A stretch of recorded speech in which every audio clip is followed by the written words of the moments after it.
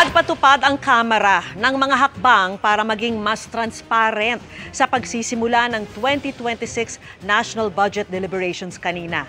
Inungkat dito ang mga binago sa 2025 budget, gayon din ang malaking utang na minana umano ng Marcos administration. Nakatutok si Tina Panginiban Perez.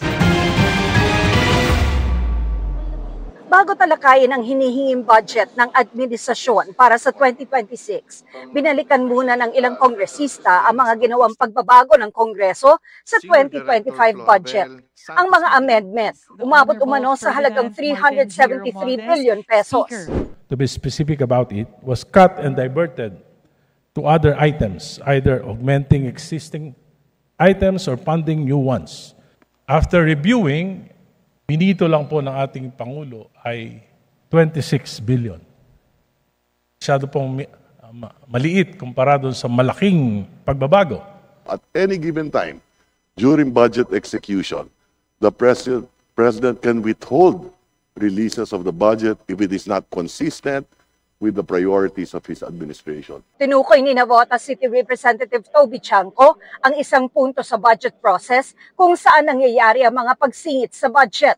Ang tinatawag na small committee na binuo noon ng Kamara para tanggapin ang nais na amendments mula sa mga kongresista. So ang initiative at errata ay nanggagaling po yan sa Kongreso. Kaya nga medyo nahirapan si Sec. Ralph na sagutin kung paano nabawasan yung iba dahil talagang Kongreso po may alam yan.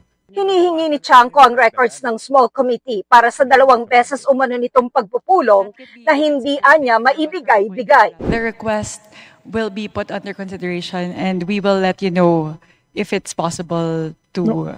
Madam Chair, that's not acceptable. This is public records. Ang daming violation, Madam Chair. Walang record, hindi binigay. Ngayon, it's not readily available. Walang record sa archives. Ano to, sikreto? The small committee is subsumed within the Committee on Appropriations and it is not required to render a separate committee report.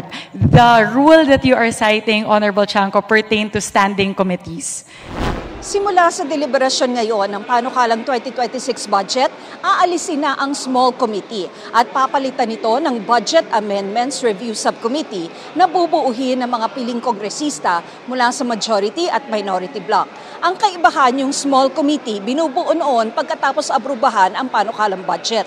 Pero ang subcommittee bubuuhin sa simula pa lang ng budget process.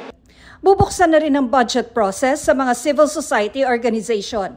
The House has opened its doors wider than ever before. We've ended the practice of the small committee. We welcome civil society observers.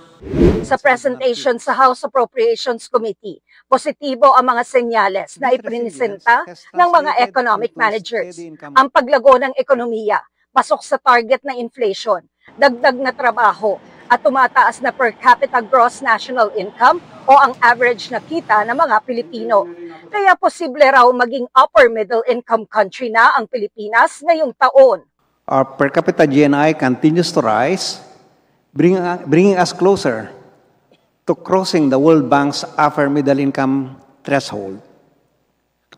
We are poised to reach this milestone within the PDP period, possibly even this year. Pero may mga hamon na hinaharap ang pamahalaan. Agriculture and industry continue to face structural challenges which we must address to reinforce our economic drivers and generate higher quality jobs. Another challenge is the concentration of economic activity in Mega Manila. To address these challenges, infrastructure development remains a cornerstone of our strategy. Ayon naman sa Department of Finance, malaki ang minanang utang ng Marcos administration dahil na rin anya sa COVID-19 pandemic. Para makalikom ng pondo, balak ng pamahalaan na paigtingin ang koleksyon ng buwis, magbenta ng mga di ginagamit na assets at umutang muli. Kaya pakiusap ng DOF sa Kamara, Let us all together carefully choose projects in the budget that deliver the biggest growth and economic benefits for our people. Para sa GMA Integrated News, Tina Panginiban Perez, nakatutok, 24 oras.